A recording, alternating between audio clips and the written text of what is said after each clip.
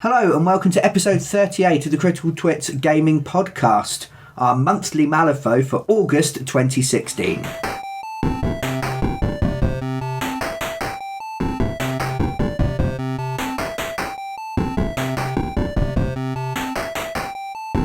Hello and welcome, we are the Critical Twits, and more specifically, I'm Brian Ennis. I'm Aaron Ravinsky. And I'm Joe Lewin. Today we'll be taking a look at the new masters that are coming out just in time for Gen Con. Yes. We're also going to continue talking about our Shifting Loyalties campaign. Yep. That we've been playing for 5 months now. And there's been developments and events this month. Things have happened, so we'll bring you up to date on those. We're going to have a look at all of the new Ripples of Fate masters in turn. They've released them onto the website. We'll pop a link below. But essentially, if you go in on their website and look at each faction, you can now look at both sides of the cards for each master. Which is much more useful than just looking at the front, like we did last time. You can also see what's in their particular crew box as well. And a little Tactica, which is quite nice. Yeah, I quite like those. Because it saved me having to do some of the thinking. Not all of the thinking, but some of the thinking. What I thought, first of all, though, is, as I said, it's Gen Con this week, and as well as making things available at Gen Con, for those of us in different countries or who can't travel to Gen Con for whatever reason, they also put everything up for sale, so all the previews up for sale on their website. They've got quite a lot of stuff available sort of over the weekend from the Thursday through to the Sunday. Now that's actually quite unique to Weird, isn't it? I can't think of other companies that are quite so lovely in the way that they do things like that. Because normally it's like, if you go to this event you can get something early and it's special for people that were there. Yeah. Whereas they're going, we want everyone to have that chance to get the stuff, so we'll let you buy it online at the same time. Yeah. Which I think is really nice. Yeah, because those people are still going to have to wait for it to be shipped out to them, so they're still going to get it a little bit later than everybody else, but not feel left out. Yeah. I thought for you, Joe, the special model that you get if you spend $100 or more might have been quite. Is that the fancy bike? Yes. I very, very, very much like that model. I think it's a beautiful replacement, and I would happily put that in my Arcanist groups. Should we elaborate a little bit on what that is? Yeah, it's an alternative Willy. On a bike. That aren't particularly... as opposed to Willy pushing a wheelbarrow. Okay. Yeah, so Willy's an Arcanist who pushes a wheelbarrow full of dynamite about, throwing it around and generally exploding. The alternate sculpt, which counts as him in every way, is a steampunky looking lady on, is it a penny farthing? Yeah, with the big wheel and then the little tiny wheel at the back. Yeah. Yes. Looks really, really nice. It does. It's probably going to be awful to put together. Yeah. I can imagine having to glue each individual spoke. But it is beautiful. Very much like that. The other thing they also release is the Nightmare edition of an already existing crew. Yeah. So last year was it Colette? And they did the Dark Carnival. Yes. So rather than being sort of showgirls and those kinds of entertainers, they did them as like a circus. So you had like a strong man, that kind of thing. They were very nice. Now they're a bit more expensive than the usual crew boxes. They're $80 rather than about $50. Yeah. But they are nice, and they generally tend to only be available for a limited period.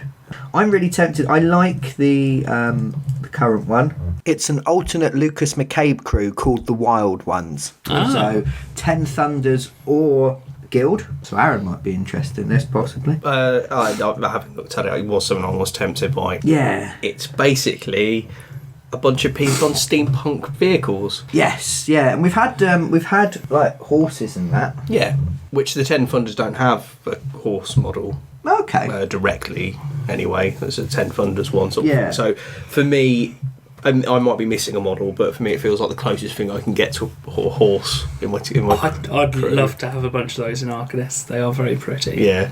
Yeah. So they're like, if anybody's seen Steam Boy, which is an anime, there's basically a big circular wheel that somebody sits in the middle of. Mono wheels, they call them. Mono wheels, yes, that would make sense. Like a unicycle, but with an engine. They're actually a thing that used to exist. Very briefly, I think, because people just died on them. What's quite interesting there is Lucas normally comes with 3 wastrels. Yeah. They've replaced those with 2 of these that count as the guild model's mounted guard. Okay. Now, the mounted guard are not yet out. Oh. So Early things. Yeah. So yeah, they're getting something else early there, although it's a count as model. They look really nice. I like what they've done with naming them. Yeah. Yeah. I can't remember what the names were. So the names are Rollins, Yeah. who takes the place of McCabe. Yeah. You've got Cherry Bomb, who takes the place of Sidir Alkabul. You've got Iggy Pup, the dog. Yeah. And you've got Ellie and Patty Ramone riding on the mono wheels. Yeah. So they've taken a kind of a 70s, 80s punk rock. Ramones, Black Flag. Yeah. Is it Rollins Black? I think is his name actually. Yeah. It doesn't sound the thing. Yeah, Rollins Black, which is Henry Rollins from Black Flag, and then talking at people. Cherry Bomb being a song. Yeah. Iggy Pop being Iggy Pop, and the Ramones. You've got 2 of the Ramones in there. Yeah. Quite nice. There seems to be a thing of referencing the real world and real life people and such like in their in Malifaux anyway. Yeah. And this one's more taking sort of a modern reference, a bit more jokey because it's a limited edition thing. Yeah. I quite like that. It kind of fits with the motif they've got going on for these models and things. Yeah. Very. They've embraced the punk element of the steampunk a little bit. Probably on the nose maybe for some people, but I don't know, I quite like it. So it's nice to see them, putting the punk into steampunk. Yeah. I quite like that. Lots and lots of other things out from Shifting Loyalties. I think that brings everything from Shifting Loyalties out, although it won't all be out straight away. It's all coming out. Excellent. So that's quite good. I like the fact that they've brought us all up to date before releasing something new. Yeah. I don't like things overhanging like that. No, it's quite refreshing to have that attitude of, well, no, we're going to finish all of this and then bring the new thing out. Yes. Even if it's literally we're finishing it at the same time we're bringing the new thing out or something similar. Yeah, it doesn't just leave that, they're probably not going to be popular, so we'll just keep pushing them back and it'll take a year before it comes out like it does in Games Workshop. Excellent. So what we're going to do is go through the masters in order of what I wrote down on the thing. Yeah. It's a very scientific method. It's always good. So we're going to have a look in faction order. We're going to have a look at Guild, Ten Thunders, Resurrectionists, Outcasts, Gremlins, Arcanists, and Neverborn. And I'll try to put up some links so you can jump if you're really not interested in one. So starting with Guild. The Guild's new master is Nellie Cochrane. She is a Guild journalist working for one of the Guild papers, who sees it as her life mission to expose corruption, wrongdoing and such like, while working for a corrupt, evil organisation that commits lots of wrongdoing. Yes. She seems to me like she could be what they term in politics a useful idiot. Someone who they can control and manipulate and feed sort of scraps to, and she thinks she's doing a good job.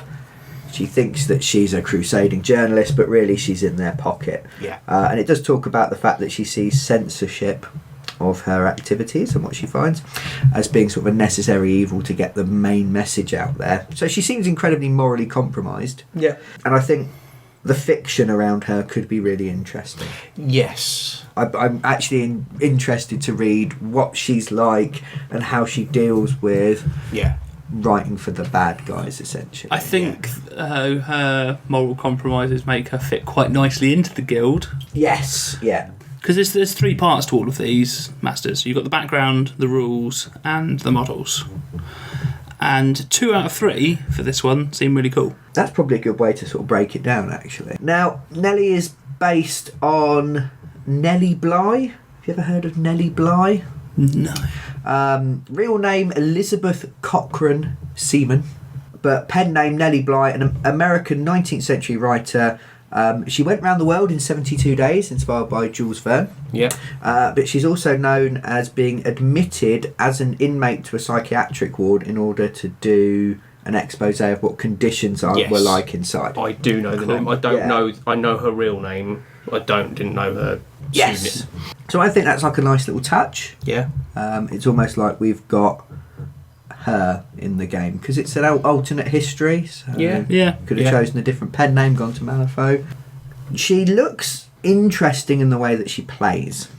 I've got her down as being very much a control type master. Yeah. She looks to be. She has a special condition just for herself, evidence, which she generates in various ways, which she can then use to control, push enemies, and trigger multiple triggers off of the same attack action. Which only requires, because they're all off the same suit. Yeah. Yes. And you only need one of that suit to trigger all of them. Yes. Yeah, as long as you spend very, very good. Yeah, as long as you spend enough evidence, you can for one action point. Yeah.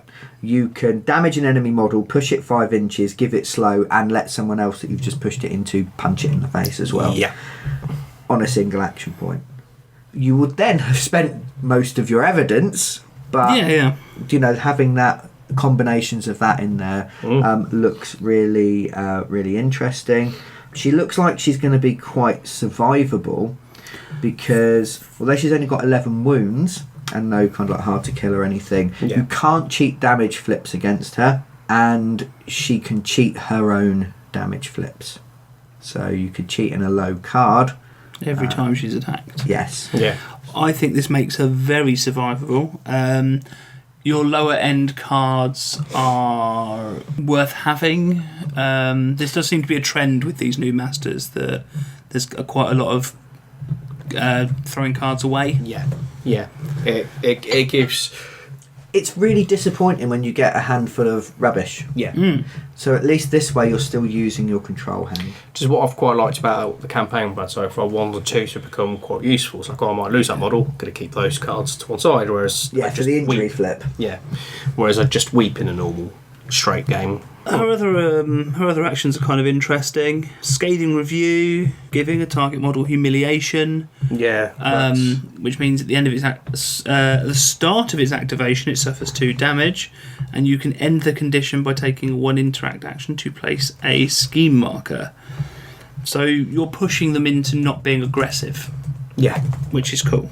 Or you throw it on someone that's engaged that can't take an interact action and watch them slowly die. And you can discard a scheme marker in base contact. Doesn't have to be friendly to push up to 6 inches. Yeah. So you in one turn you move next to a scheme marker. The next turn you push 6 inches away from that one, getting rid of it, into another one which you could get rid of as well. You could really play around with there. Yes. Her upgrades look like they will be quite interesting as well. The one I'm most interested in is misleading headlines. Yeah. Allowing you to pass an activation by discarding a card. Guild tend to lose the activation game. They tend to be outmaneuvered. They tend to have less models. And this looks like an interesting way for them to get round that. Yeah. The embedded, allowing her to hire up to 4 mercenaries without paying the extra, is quite nice. So if you're going to hire, presumably that's going to cost you a soul stone. So as long as you're going to hire a couple mercenaries and you've got a spare slot, that's fine. Now she sounds really good, and as Joe said, you've got your background. I find her background interesting. I'm the guild player. Probably should have said that at the beginning. I find the background interesting. The rules, they don't really appeal. It's not really my play style, but it looks like I've got Lucius as my schemy master, and I don't get on with him at all. Yeah. So I'm still kind of looking for a schemy master for guild. But I really, really, really don't like her model. No, I think it looks horrible. Yep. Her model is awful. Yes. Fiona looks cool. Yep. Fiona Gage, named after Phineas Gage, a railroad worker in 19th century America who shot himself through the head with a railroad spike. Wonderful. God, no, And no, that. So that's why she's got a big metal plate over half her head. Yes, so a direct reference to that, but a female version. I do like the fact that the crew is all ladies, Yeah. an all-female crew, because you're used to having that kind of men outnumbering women 4-1 in these kinds of games, Yeah. in any kind of game, or even in pop culture in general.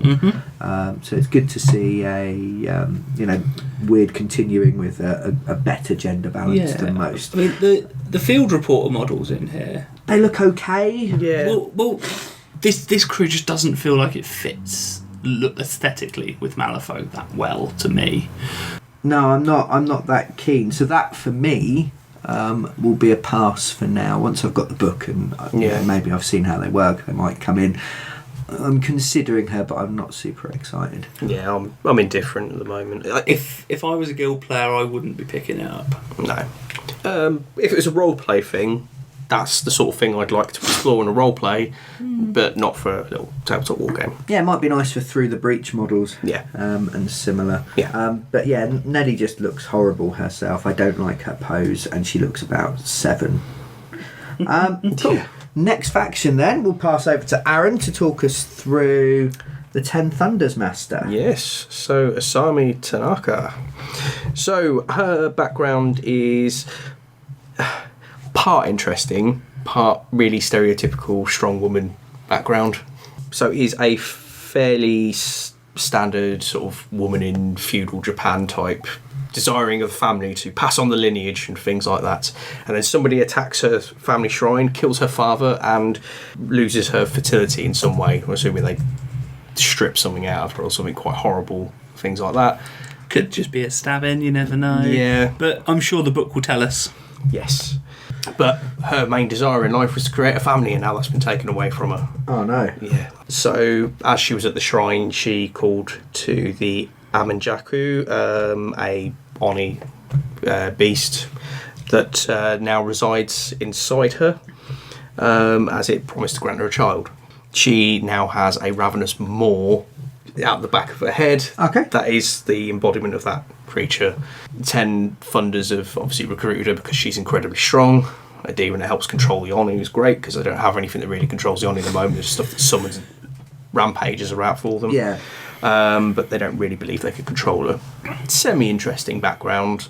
A little bit too typical for my tastes, if that makes sense. Yeah. It's intriguing, but not massively enthralled by it. Yeah. A woman gets strong by losing fertility. Yeah, all right, fair enough. Yeah. Yeah. But I wasn't sure if I was interested in this when we looked at it previously. Yeah. And as Joe had mentioned, so it depends on what happens on the back of the card. And what it turns out to be is that she's the Ten Thunders summoning master. Yeah, she can summon them. Yeah. And then they can charge immediately because they get summoned with slow, Normally. as does nearly everything that you can Yeah. summon. So it only gets 1 action point, but as long as it's within 4 inches, it can then charge for 1, which is quite nice. If it deals her a point of damage. Yeah. Yeah.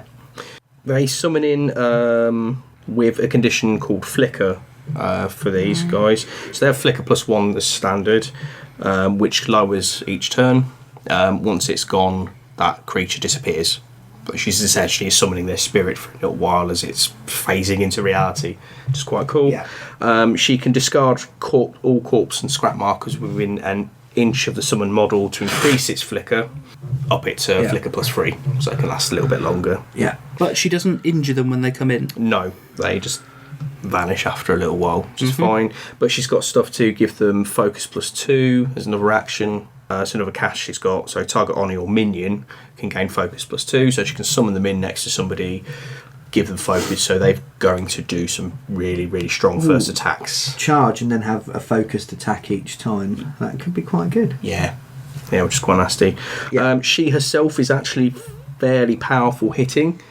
246 damage spread, and can move models by doing that. Mm-hmm. She also has on a crow, which she does have to flip in. If she damages, the target must make a target number 11 height duel, which if it fails, unless the player discards 2 cards, gets devoured instantly. Now, what's interesting there is it's normally 2 soul stones or 2 cards. Yes. So they've taken away the soul stone element of it. Yeah. So it's just the cards. But what they've done is they've added in a height duel instead. Which is going to be, even for a height 3 model, into the higher range of your cards. Well, you need an 8, yeah. You know, it's above average. It's going to be really hard to actually beat that. Yes, yeah, that's a tricky draw. I mean, you can cheat in, but then you're removing more. Yeah, so you're not completely, but you're almost guaranteed to be running their hand down a bit using that, or destroying a card. Interestingly enough, she can give herself only strength. Yes. So she can give herself focus +2. Yeah, so she can currently get a super hit in, so she can get that off really easily. Yeah, so she can get focus for half price. Yeah. So she seems to be sort of... she can heal herself by discarding all ski markers in 2 inches of her to heal 2 per ski marker thing. So she's got, again, a ski marker destroying thing, which, again, this seems to be a thing all of them have. Something ski markery mess her about in all the masters this time. That's her only thing. But mostly she seems to be going smash. Summon things and smash. But she's probably going to sit just off the main battle line, sending Oni in, and then maybe bringing things in with their reaching tendrils and trying to eat them. Yes. Targeting the nasty thing and trying to swallow it whole. Yeah. And she's pretty tough to kill. She's got 10 wounds, which is not massive, but she's hard to kill. And defense 7 is huge. Yes. And what she can do, because she is taking wounds to do the charging, but she can heal herself by discarding scheme markers. Yeah. All scheme markers, so she doesn't get a choice, but you can discard enemy ones that way and toughen her up. What do you think of the models, Aaron? Yes, the models themselves. Now, again, Asami wasn't one I was particularly keen on before. I know you guys were all right with her. Now I know she's probably got something crawling out the back of her head. I'm a little bit more engaged with that, but I can't see it on the box. Giant open maw. Have you not seen it? No, I've not seen the thing. I can see what you said before, because it looks like her hair's all going out in a very kind of 2D way. But now it makes sense because there's going to be something going out of it. Yeah, her hair's become the tendrils. Yeah, it all makes sense. So Asami's totem's quite cool looking. The Amanjaku. It does it actually works as cover for her a little bit, and can increase conditions on models, which, if that works with focused as well, is going to be huge. Focused, scary. And it's going to be more important for flicker. Yes, because you extend their duration. But that's a fairly cool looking model. The yokai Oni minions are like monkey-like people, and I quite like them actually. Again, fairly detailed. I quite like the poses on most of them, to be honest. They don't look too bad. And the Batari sort of melee henchman, as they put it in there, that can charge without needing line of sight and stops enemy defensive triggers, so can keep things stuck in place, which is fairly scary. Yeah. Again, I like the Oni models in Ten Thunders, to be honest. They're weird, they're creepy looking, they're generally quite interesting. So she's gone from a model that looks fairly bland to me to quite interesting and different. Has she gone on the wish list then? Yes, because it's a summoning thing. I would like a summoning. I think she looks really interesting. Yeah. And slightly different. And I can't find the picture for you, Aaron, but the mouth and the back of her head looks awesome. Yeah. On to Joe for the Resurrectionist Master. Now, you're not a Resurrectionist player. I am not, no. But she does... she actually makes me want to be. Okay.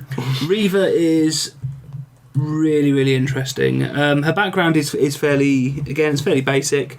She was a weird child that talked to spirits that weren't there when she came to Malifaux, and instilled a sense of purpose and devotion in those around her that should have been beyond the ability of a child. Obviously, her family did the only thing they could do and locked her in the attic. And Standard, isn't it? Yeah, that's it. And hired an exorcist. That went badly, and now the two of them are friends and wander around murdering people. Oh, okay. Yeah. Which is quite nice. So in the box you've got Reva, you've got 2 corpse candles, which are totems and corpse markers at the same time. Vincent St. Clair, who is the exorcist that tried to banish the demon in her, or whatever was in her. And then 3 shield bearers that apparently carry on after they die. Yes. On to Reva herself, though. Strength of the Fallen, again, we knew about before. She can attack out of... Well, she can cast, out of corpse markers that are within 18 inches line of sight. That's a huge range, but it has meant that all of the ranges on all of her spells are capped at 5. She's unimpeded. She can discard a card to summon a corpse candle at the beginning of her turn within 8 inches line of sight. Cool. So she's got that little channeling ability on tap every turn. Yeah, and it looks like she's going to be able to, because normally you can only have one totem. Yes, she presumably the corpse candles are going to be able to have 2. So yeah, if a non-peon model is killed within 8, she heals the damage. That is her only defensive ability. Yes. And she's only defense 5. She has got 13 wounds, but I can see her being fairly fragile. So on to her attack actions, the new stuff. Ethereal Reaping, cast 6. Now, it's range 3, which is pretty cool. It's a melee attack. And it can target defense or willpower. Yeah. Which is lovely to be able to make that choice. 3, 4, 5 damage is a nice spread. And it's got some interesting triggers. Crow and a ram is after damaging an enemy, this model heals 2 damage. So again, she's healing herself. Yeah, so that'll help her in the survivability stakes. Her other attack is a 0 and is really nice. Cast 6 with a crow built in, and target number 10 with a crow and a tome. Yeah. Resisted by willpower, range 3. Again, this is probably something you want to be casting through your corpse markers. But target enemy model suffers an amount of damage equal to the amount by which this model's final duel total exceeded the target's up to a maximum of 5. So rather than aiming for a high gap to get a better flip on your damage roll, it's literally the difference is your damage. Yeah, but I mean, up to 5, a 5 difference is still only... is it going to be a negative flip on damage if it was a normal attack? This would do 5 damage. I mean, that's quite brutal. I mean, she can only do that once a turn, thankfully, because it's a 0. Yes, but... and she needs to get the tome. Yeah. But if you get a high tome in your hand when you draw your control hand, very keep it for that, and you can really cause some problems or wheedle out some high cards from your opponent at the very least. So her tactical actions: Death Shroud. Place model with this model into base contact with target corpse marker, regardless of line of sight. It's a very nice escape for her. Yes. Yeah. If it happens, she counts as being in soft cover while in base contact with that model to the end, the marker till the end of turn. Yeah. So it gives her a bit of protection once she's done it. Again, as a 0 is quite nice. She can charge, she can do her attacks and then hide. Yeah. And her last one, look on my works. Cast 6, target number 12. Place range 5 again. Place a scheme marker in base contact with target corpse marker. Discard the corpse marker. If you get a second crow, as on top of the built-in one, you get to take the action again. Yeah. And that's not without declaring triggers, so that could go on and on and on, which is pretty cool. Yeah. And again, this can all be done through the corpse candle stuff. Yeah. So she could potentially dominate another side of the board with them. Death Shroud could have her jumping from one end of the board to the other almost. 23 inches. Yeah. Oh. Very, very, very mobile and quite hard hitting caster. Which is not typical of Resurrectionists. No. Bar Seamus. She is going to... She's more consistent. She is more consistent, and she is going... The thing is, though, she will outpace her group. Yeah. She will outpace her crew. She's going to have to try and keep up with them. They're going to have to keep up with her, and she's going to have to not leap too far ahead. So yeah, but she can afford to charge in 10 inches, do lots of damage, and then teleport back to one of her corpse candles that she's left in a safe position. Yeah, now, again, interestingly, she can pull off those kind of shenanigans first turn with some of her upgrades. Yeah. So, Guise of Death. Begin the game with the corpse candle on the enemy half of the board and use Strength of the Fallen even while engaged, so she can jump to that straight away, murder some people, and jump back to the one she dropped at the beginning of her turn by discarding a card. Well, she had or attack through. Well, she doesn't even need to jump out. She can just attack through the one that's there. So she has Beyond Death, which gives her regeneration, which is probably going to be very useful. Yeah. And Screaming Death allows her to forego damage on a melee attack in order to make a charge action. So you say... You charge in, hit something once. On your second attack, you then charge someone else. You charge someone out, and you can potentially keep chaining that and just... The more we talk about her, the nastier she seems. Yes, this is what I was thinking when I was reading up on her for today. And Litany of the Fallen prevents her damage from her attacks from being reduced. Guise of Death allows her to use Strength of the Fallen, which is her I can do it through things, even while engaged. Yeah. What do you think then? Because none of us are Resurrectionist players, and our resident Resurrectionist has died. Irony. Well, I'm very much hoping that should Colin return to life, that he doesn't buy Reva, because I'm scared.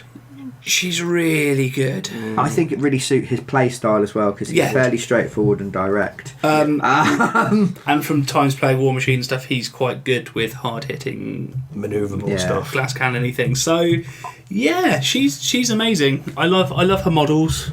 I like the models in the box set so much that I'm really tempted to buy this box at some point. Yeah. And have a little Resurrectionist Force theme around her. Yeah. Because it looks like the shield bearers aren't undead.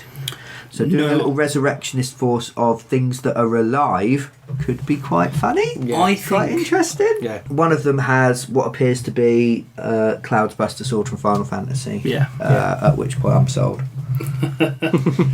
Okay, so that rounds up the Resurrectionists. Yeah, which we're quite looking forward to. Me then, next, a faction that I play, the Outcasts, will be looking at Parker Barrows, who is a bandit, named after who?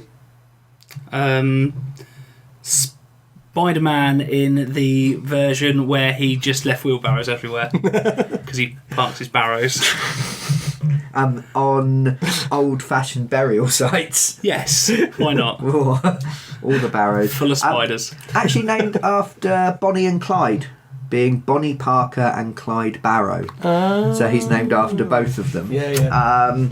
Again, taking real-life references and just sort of tweaking them. I like things like this because it makes me feel clever if I spot them. Yeah. So Parker Barrows is, again, another control-type master, manipulating schemes, forcing the enemy to drop scheme markers of their own, but using enemy scheme markers like a highwayman picking up treasure. Yeah. Play around with his own upgrades to sort of change what he's got, or to give himself extra upgrades during the game, and has the ability to sort of swap upgrades on the fly. Not seeing the upgrades fully makes this a tricky one to judge completely. Yeah. Lucas McCabe does similar things, playing around with bits and pieces, but you wouldn't be able to get a sense of how good he is without looking at the upgrades. Yeah. I like what I've seen so far for him. Looks to be a very, very scheme-focused master. You know, still got a semi-decent 235 shoot. Maybe not that good for a master. Range 12 though is nice. Yeah, standard 6-shooter pistol range actually. Yeah. 12 inches. With the attack flip? Positive the attack flip. Yeah, all of the convict gunslingers, Sue. All those kind of models in the Outcast that have good pistols or paired pistols get the positive get the positive flip. I don't think you're going to be using him to deal loads of damage dependent on upgrades, but there's plenty of stuff in Outcast that just punches stuff or shoots the living snot out of people. So his first trigger. Yeah. He's there purely for you to swap over almost, and so then obliterate. Oh, it's the last turn. I'll drop three upgrades the max you can have. Yes. Yeah. Yeah. So that makes him 5, 6, 8. 5, 6, 8. Yeah.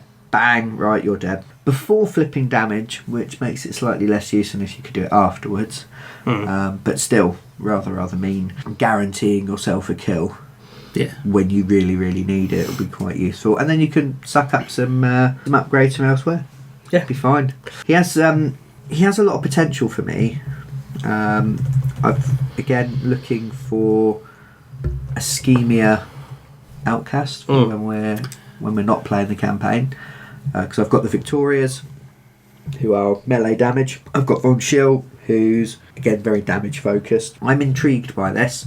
I think this would look awesome alongside my Convict Gunslingers and my Desperate Mercenaries as a themed little force. I think that could look really, really nice. Yeah. And I like the models. Yeah, he is definitely going to be one of the masters that has a really high kind of skill cap. Yeah, he's going to be trickier to play because you can accidentally benefit your opponent if you don't play what you're doing. To be honest, I think if you are going to have to play so many games just to get down how many, what upgrades you want when, what's okay to get rid of, what's good, what's bad. There's so much to him, especially with such a choice of upgrades as well. Because if he's got 7 and then there's the generic ones as well he could take, there's a lot of stuff going on there. And he's got quite a lot of nice interrupting things with hands in the air. Yeah, stopping your opponents from taking tactical actions is very, very useful. Push target model up. Friendly models around, discard soul stones or enemy scheme markers to get upgrades again. He's going to be very, very interesting, and he could have one of those final turns that completely swings a game by going, I discard my cards and I take your scheme markers. Yeah. I've ruined your line in the sand, I've succeeded mine, and I think playing the scheme game against him is going to be very difficult. Yes. I did quite like the fact that his totem's a hostage. Yes, the doctor. Yes, forcing him to work for him. Yeah. See, when you're saying about the models, I don't like Mad Dog. I don't think he looks very good. No? A model in a box that's not the best is the fine. But yeah, again, I like the fact two of the Bandidos are female. Yeah. And yeah, look very, very nice. So yeah, I'm not going to be buying him straight away. No. Although, as we're still playing Shifting Loyalties, he might be the best option for me to buy straight away. As it is, he's on the wish list for later. I'm very, very, very interested in him. Aaron! Okay, so we're on to the Gremlins now, and the new master, Zipp, most feared of all the Sky Pirates. So he's a goblin with a jetpack, essentially. Nice. Yeah. Not the first goblin with a jetpack. No, but... Gremlin. I always do that. Damn you, Warhammer. Yeah. Tolkien, everyone just uses small green things are goblins. Yeah. You can call them what you like, but gremlins are... Actually, no, they're small green things as well. Damn it! I thought you couldn't get gremlins wet, but they all live in a swamp. Oh yeah, well that's why they're always angry. Ah, okay, that's excellent. Yeah, so essentially Zipp is an angry... He's got a boy decided he doesn't like the swamp and decided to steal an airship and fly that around. He's got... kind of a lizard as his first in command who appears to have eaten the rest of his crew. He's got some other flying, the Iron Skeeters, which are some other flying models. The first mate couldn't catch. Which can drag other models around using grappling hooks. He's got Earl Burns, who used to be the actual captain of the airship, I think, before Zipp took it over. Yeah. And now he's there to keep the Iron Skeeters kind of repaired and things like that, because he helps constructs. Yeah, he's another hostage, essentially. Because he's got his legs chained together. Yes, which I quite like that. Now, Zipp has actually made me a little bit tempted to get a little tiny gremlin crew because Zipp looks irritating as shit. Yes, he does. Yeah. Well, he's got 12 wounds and he's got quite high strong defence and willpower and stuff like that, so he's fairly standard. Six willpower standard, 6 defence is pretty good. Just above. Yeah. Average is 5. He doesn't have any hard to wound or anything like that in him, but he does have defensive triggers on defence and willpower.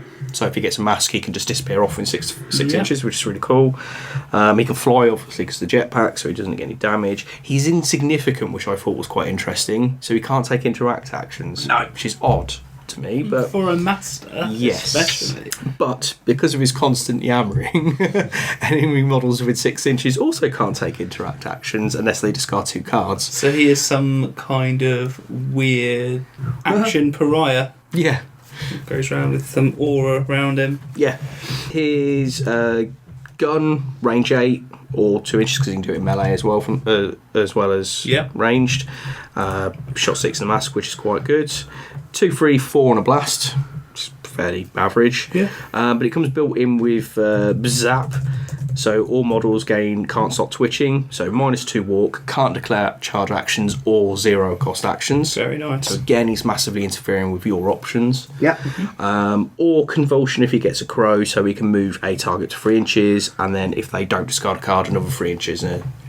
Which is really, really, really good. Yes. Get away from that.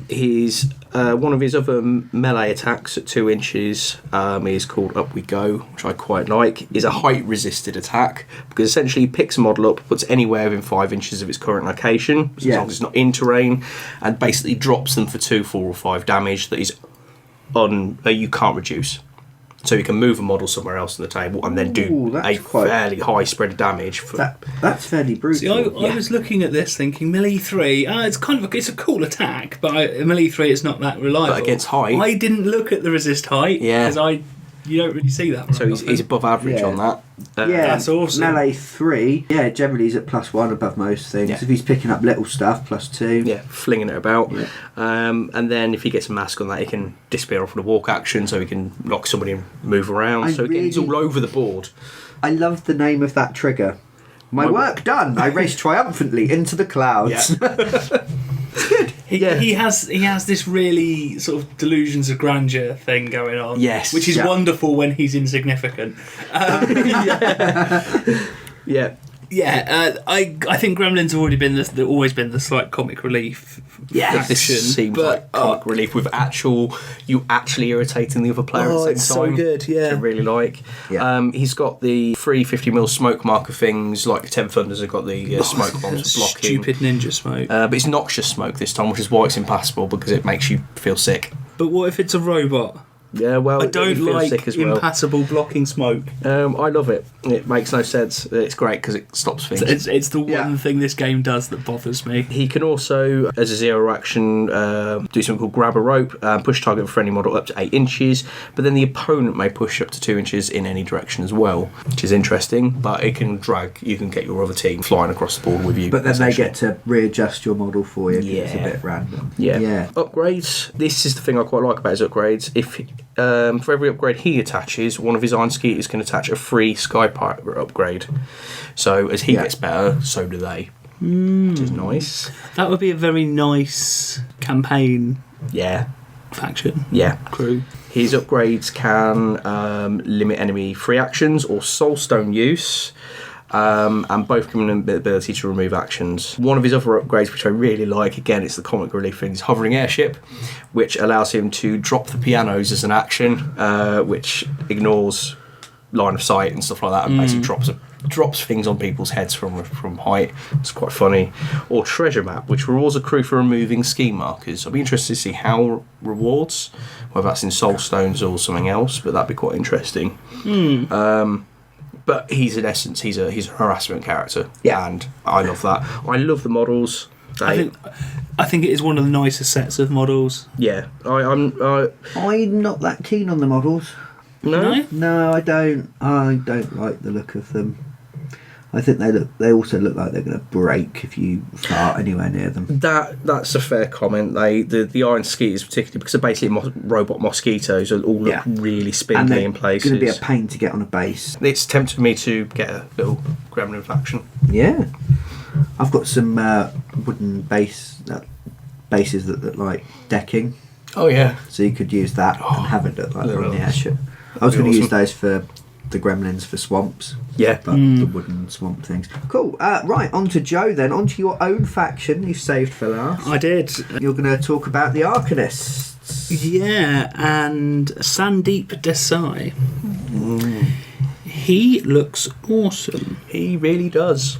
He makes me sad. Yeah. Cool.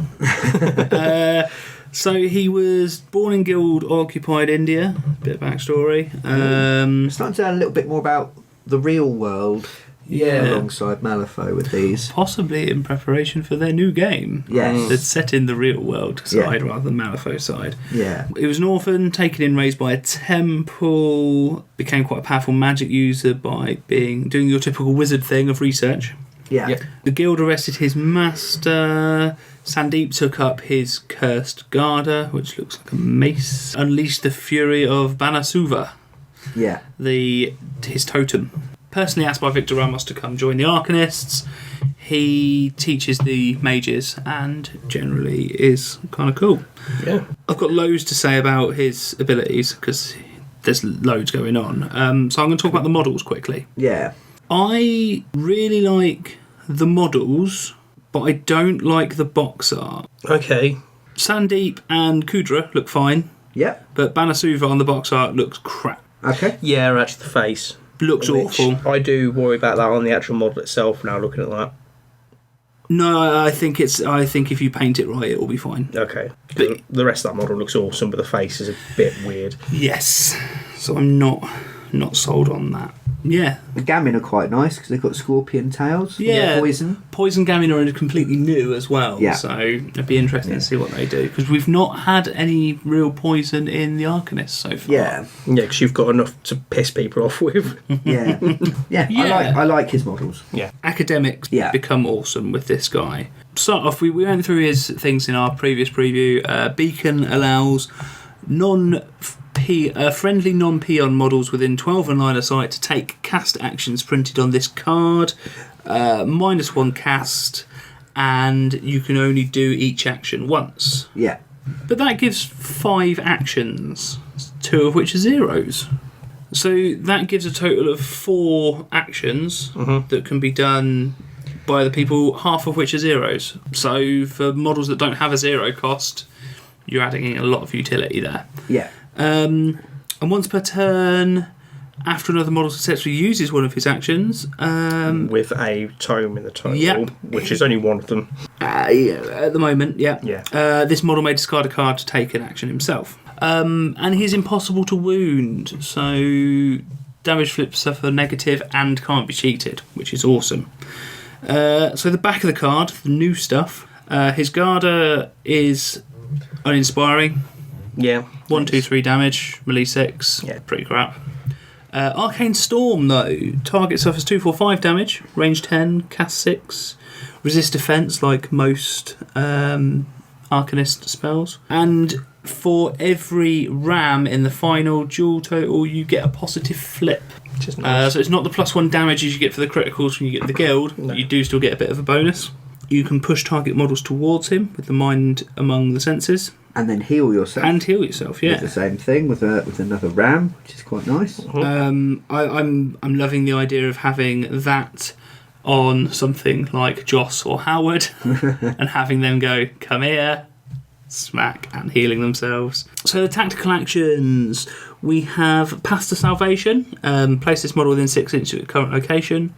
Can't be placed in terrain or in contact with another model or marker, and it can only be done by academics and minions. That's going to be interesting. Oxfordian mages are going to go so well with this guy. Yeah. Yeah. Mostly because, like you said about, it has to have a tome in the thing. Oxfordian mages add a tome into their cast actions for every academic within a certain distance, and they are academics. He's an academic. I'm guessing Kudra's an academic. And he has an upgrade that lets him hire out of faction academics. So, yeah, there's going to be a ton of them about. The other tactical action, as your deed, so your destiny. Modeler may immediately take a 1 interact action. So it's actually going to improve the scheme marker game for a faction that doesn't need an improvement on its scheme marker game, particularly. Yeah.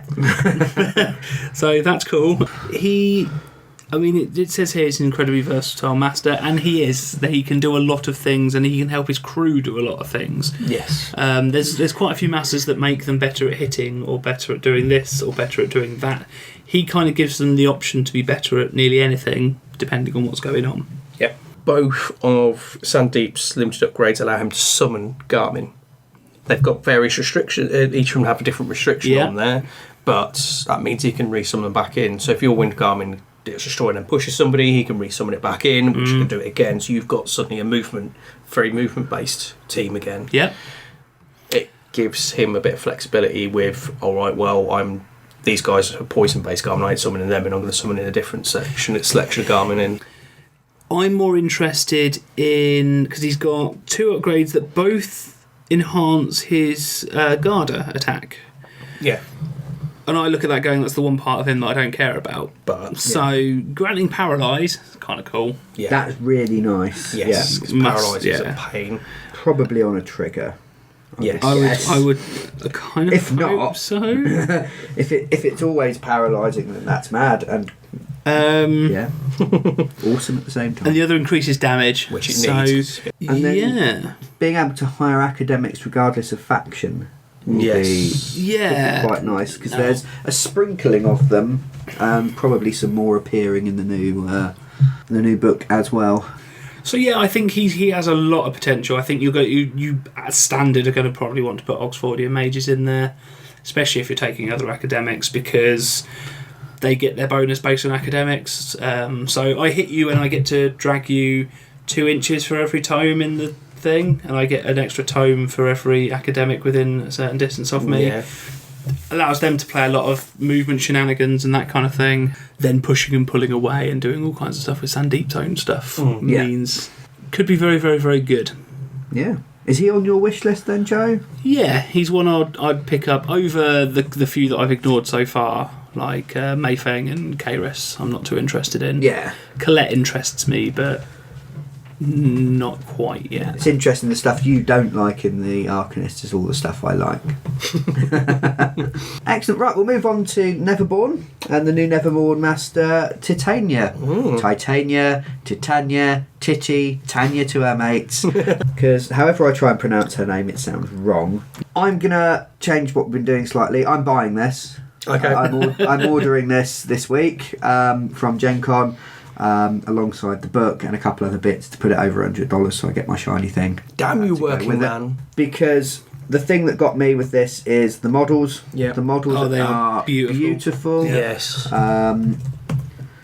They just look so good. Even the 3 knights that she has with her who are minions but are named minions. Yes. Really like that. Yeah, the tooth, the claw, and the thorn They're look beautiful. amazing. I like Aislinn, Aislinn, yeah. her henchman.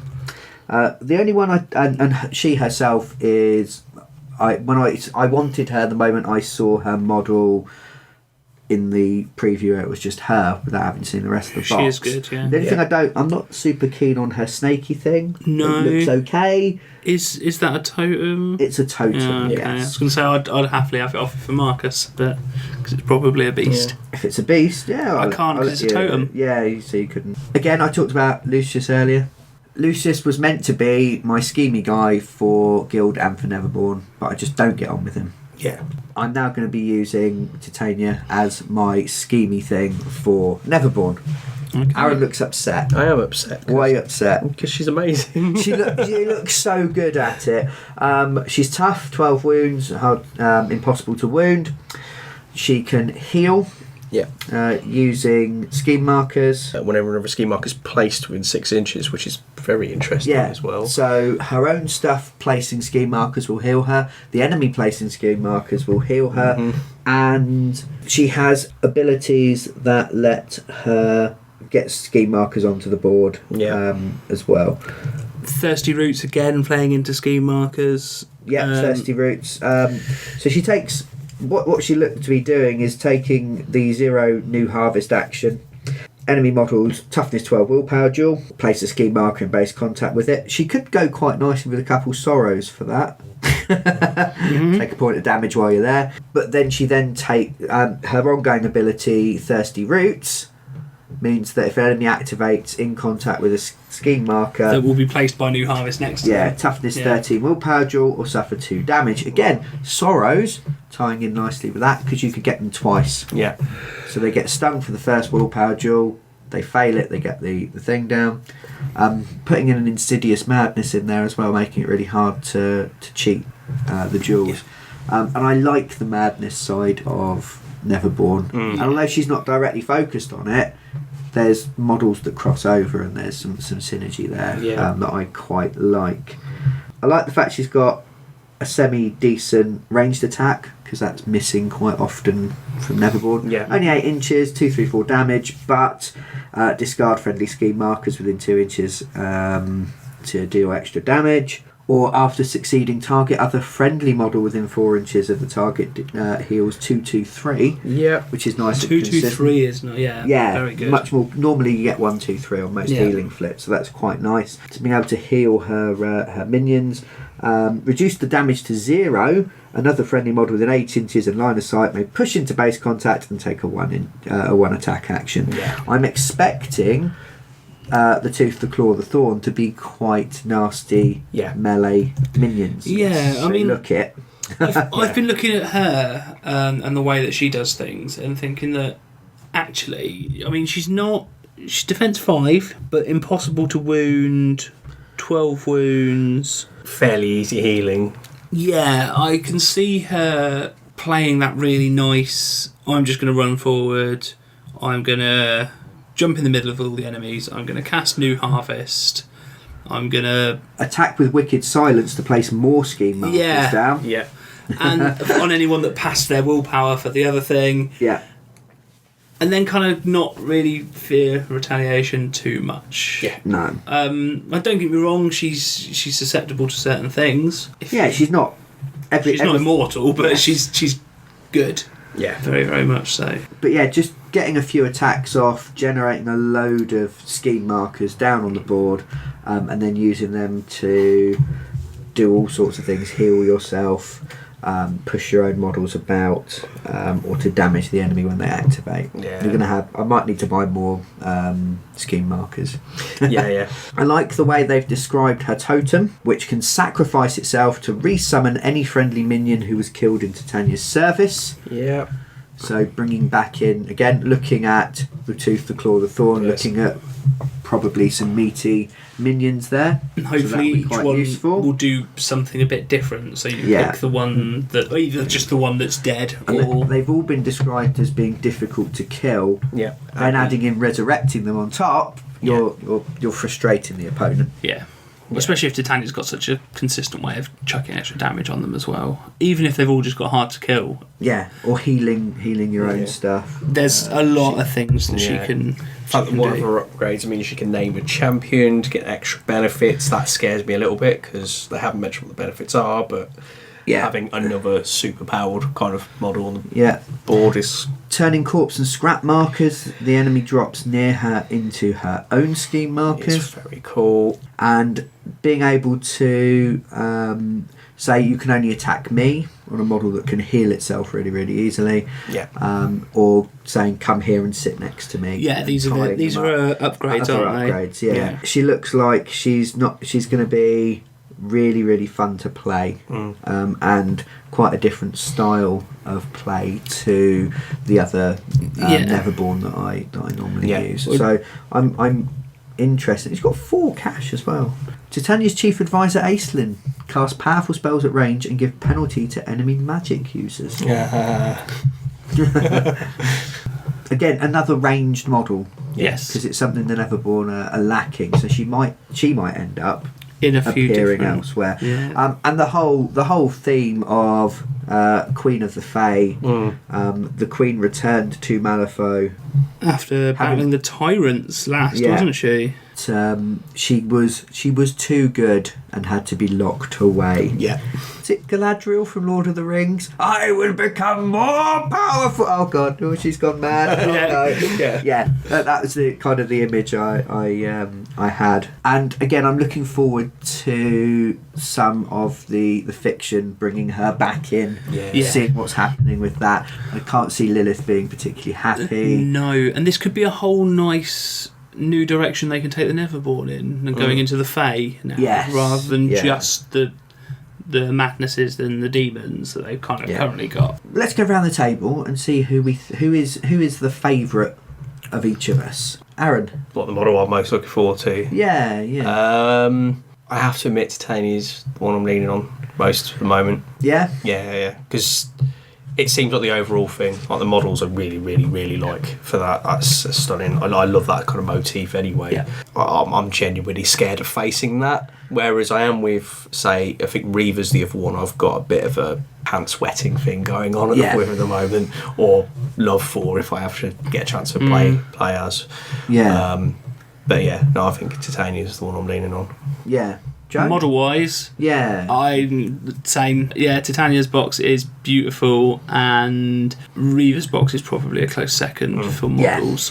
Rules wise? Interestingly enough, rules wise, Reva still comes in at second place. Yeah. Because I think she adds a lot of nice, sneaky elements that I would personally play very well with, I think. And I'm looking forward to Sandeep just because of the amount he can bring to models I already like playing with. Yeah. I like the academic stuff already, so that should be interesting. I do like the flexibility on Sandeep. Has put quite high up on things I would really like. Rules wise, I think I might be Reva actually, to be honest. Yeah. I'm pretty much the same. I think Titania's my winner, if you like, because she's in my faction and I'm going to buy her and have her and lick her and it will be lovely. Beyond that though, Reva has me really, really tempted just to get some Resurrectionist stuff to use her. And the models look nice. I like the backstory, as you say, it's a little cliched, but the image is very striking. Yeah. We didn't really talk about the Exorcist, but he's walking around with a crossbow, so there's a bit of ranged attack going on there. Quite useful. And the shield bearers look really nice. And the idea of having like a death cult as like its own, almost like a separate thing within Resurrectionists, where they're not necessarily undead or summoning undead, but they are using the powers of undeath in a completely different way. Seems really, really nice. Yeah. So I don't think there's necessarily a bad box. No. Apart from the guild. Because the models just don't appeal to me. That much that even as a gamer I wouldn't be interested because they don't fit. Yeah. I want. There's a few models that are a bit less, like things like the Beckoners. For instance, don't have any weapons, that kind of thing. The nurses, so there are other models that, but they still fit really nicely within the theme of their faction. The nurses are working with. I don't know. I just don't like it. She does fit well with the theme of the factions because the guild is all about control and manipulating people and things like that. True. And she does fit into that kind of motif. But it felt more like a role-playing element that looks really, really interesting. Are we playing Malifaux wrong? Right answers on a postcard. Right in. Let us know. Yeah. If it's a good answer, I'll send you a biscuit. Keep sending biscuits to people, don't I? Yeah, why not? Everybody loves a biscuit. Everyone loves a slinky, Aaron. You're thinking of slinkies. Because people that can't eat, celiacs that can't have gluten don't often like biscuits, because gluten-free biscuits taste like shit. Yeah, that's true. So, we've just finished round 5 of our Shifting Loyalties campaign. Yep. Our ongoing campaign, where I am playing Outcasts. Yep. I'm playing Ten Thunders. And I'm playing the almighty Arcanists. We did have a Guild and Resurrectionist player who have kind of their other commitments have got in the way. Yeah, unfortunately. We do have a Neverborn player. Yes. As well. And that Neverborn player has been the whipping boy of the group. Hadn't won a game out of about 7 games up until this week. Yeah. So we'll start there, I think. Yes. My humiliating defeat. What's happened, Aaron? Okay, right. So every game gets its own individual encounter. For ours, it was an extra scheme, in essence. Yes. And you script instead of victory points. Yes. On a 2-for-1 thing, so every one gets you 2. Yeah. Ooh, nice. Yeah. To keep in line, because you earn 6 from the weekly encounter maximum. Yes. I know I tend to be fairly manoeuvrable team, as I know Rob's Neverborn are with the Terratots sprinting. Yeah. The Terratots sprinting get all over the board fairly quickly, but I've taken things that make me disappear and move all over the place. Yeah. So I took all scheme markery based things to drop all over the place. I started off doing everything, and then after a particularly bad roll ruined my centre holding of the board, and decided I'd just go for the script based one. So I ended up running away for the most part, allowing Rob to drop loads of scheme markers. He taken a few scheme markery things, while I just basically dropped enough for my script earning so I can earn for my master next time, and ended with a 7-0 loss. See, what you should have done is you should have done what we've all realised, which is Rob has taken lots of terratots because he likes the mechanic of growing them, which is really, really cool. Yes. But they're shit. So what you do is you spend the first 2 to 3 turns murdering them all, and then you run around and go dance through the corpses, placing your own scheme. What I did instead That was sounds lovely. Well, I got a little bit overexcited about my firing line with a Toto, because I've got Block the Sky with them, and managed to obliterate Killjoy. Yes. Oh, nice. So by the end of round 2, he was dead. He's brought a tree thing with him. A Wildgeist? He's brought a. He's name anything. A mini Ent. Yes. A mini Ent, or An which can basically plant its roots down and grow trees in the way. Killjoy does have a nasty habit of charging the first thing he sees. I know all player was using the mini Ent to essentially lane block him to direct him in the direction he wanted to go, which works out very cleverly, which was quite cool. Yeah. And it can be quite tough to take down itself. So Rob has advanced as a Malifaux player.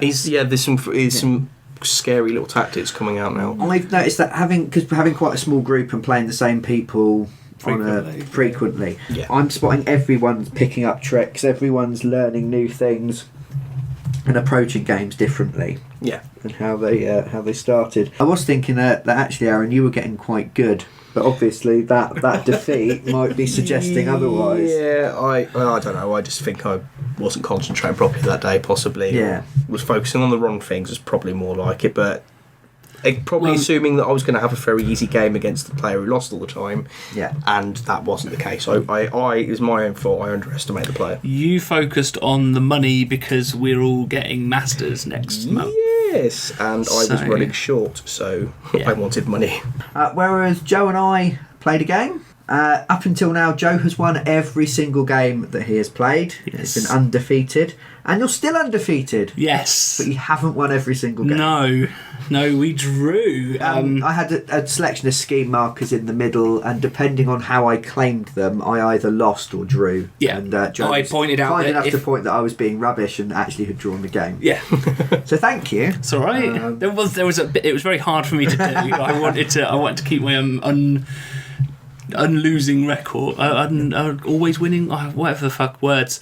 It was quite hard for me to do because I wanted to continue winning every game, but I didn't lose, so it's okay. Yeah. If this was a tournament, Oh, bollocks to you, I'd have let you be stupid. and if I was playing in a tournament, I'd be really confused. I wouldn't know what was happening and how I'd ended up there. But B, I'd have done the same thing. I'd have gone, I should have done that. Yeah. What a dickhead. Yeah. That was a really hard-fought game. Most of ours are. We are probably the 2 players that punish mistakes the most, and I think are the ones that stick to a game plan the least. Yes. Oh shit, something's happened. Well, I'll do this instead then. Yeah. I'll completely change everything I was going to do this game and focus on doing that. Yeah. And that's it, spotting those rather than thinking, well, next turn I plan to do this. If they move something into an advantageous position, being able to go, fuck that plan, I'm going to do this, that, and the other. And it makes our games very thinky. Yeah. Because we'll both go, oh, if I put this here, he might do this. And then he might. Then that might happen. There's a lot and then of the world might end. Yeah. So I need to focus on certain things. Yeah, there's a lot of second guessing. Where I have noticed that Aaron, you and our Neverborn player, you seem to have a plan in mind, Yes. and you try to execute your plan. Yeah. So if I can work out what your plan is, I can then work around it. Yeah. Whereas I know more so with Joe that if I do something, he's going to spend a few seconds thinking about that and adjusting his plan accordingly. So our games are much more sort of fluid. Yeah.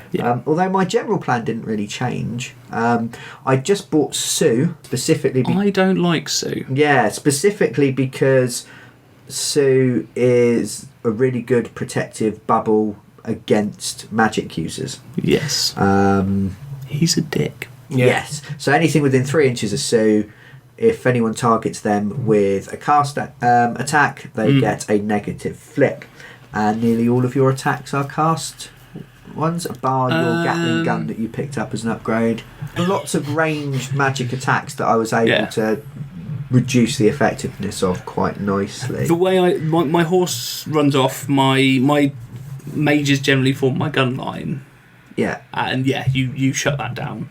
Yeah, and the thing you'd added is that ice golem. Yes. Because you decided to move into a Rasputina. That's where I'm going for my master. Yeah. Yeah, and that's a scary model. Able to do, is it like 12 damage in an attack? 9, 10, 12, I think, is its damage spread on one of its attacks. Yes, which is enough to kill anything that I have in a single smash. The ice golem and Joss especially scare me. Yeah.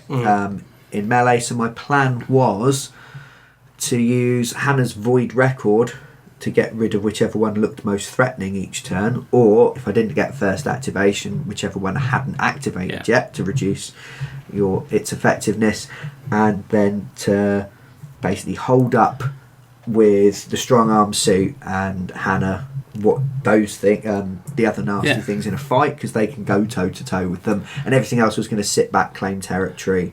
Protect territory and claim line in the sand. And it worked all right. Well, my golem did nothing because it moved and got used to channel through once or twice, and then got voided, and then got voided, and then I went, no, I'm not going to let you void that, haha, and didn't activate it straight away, so it got punched to death by the strong arm suit really quickly and did nothing all game. Yeah, the strong arm suit was very lucky to kill it. It flipped the red joker for damage, which did it. With two medium or maximum moderate and severe damages with crows, it can kill it, because you can't reduce the damage with that crow built into it.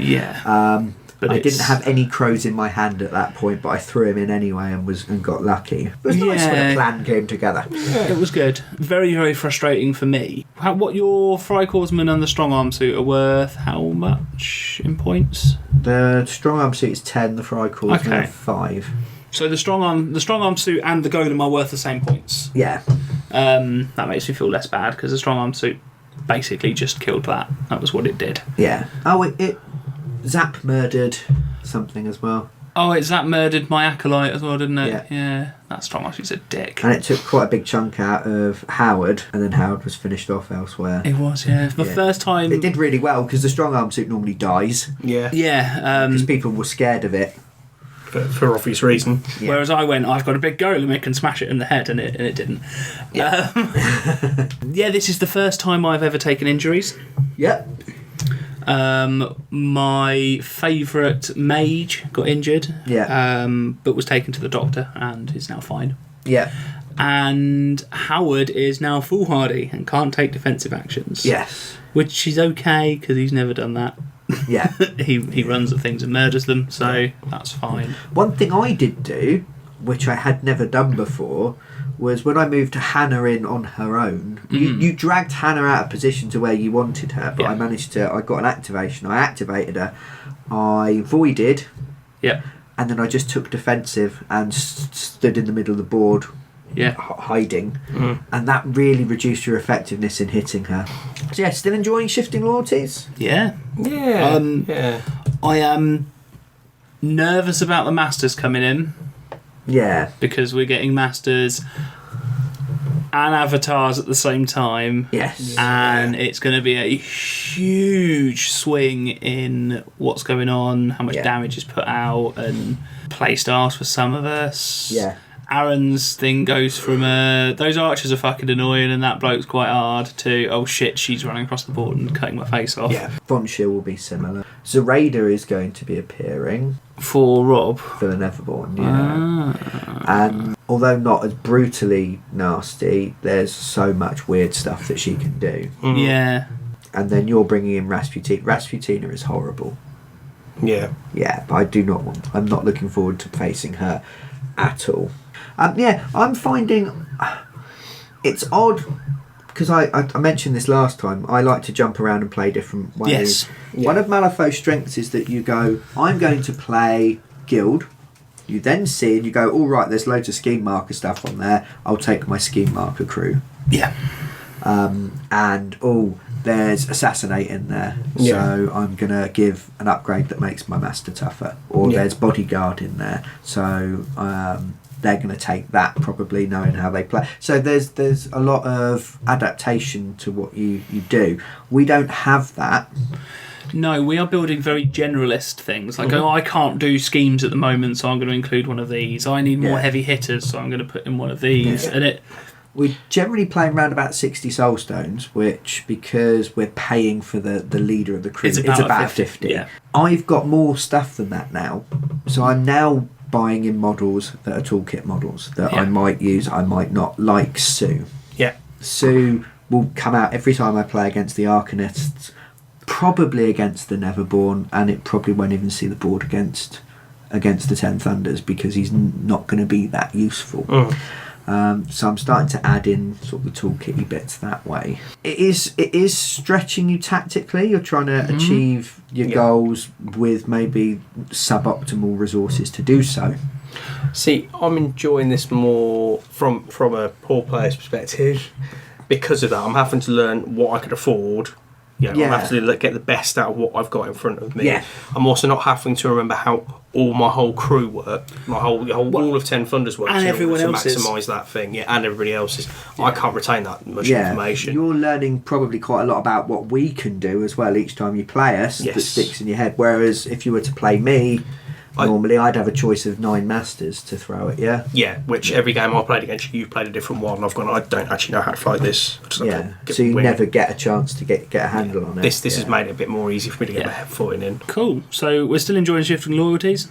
Yep. The new stuff coming out looks awesome. Yes. I'm very excited for the new book. The Arcanists still haven't lost. No? Yeah. Yay, technicalities. You haven't won every game though, so that's better. Yeah. All right. So thank you very much for listening. If you've got any questions about the crews we've been using, if you've got any different thoughts on the masters that we've previewed, if we've missed something that you think is obvious and makes one of them really, really good or really, really rubbish, please let us know.